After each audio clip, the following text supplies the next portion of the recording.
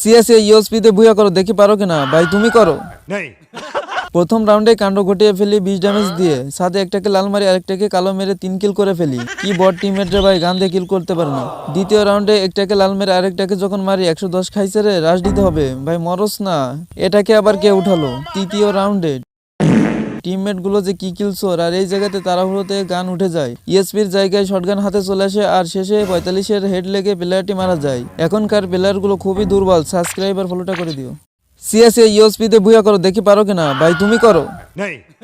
প্রথম রাউন্ডে কাণ্ড ঘটিয়ে ফেলি 20 ড্যামেজ দিয়ে, সাথে একটাকে লাল মারি আরেকটাকে কালো মেরে 3 কিল করে ফেলি। কি বট টিমমেট রে ভাই, গান দিয়ে কিল করতে পারে না।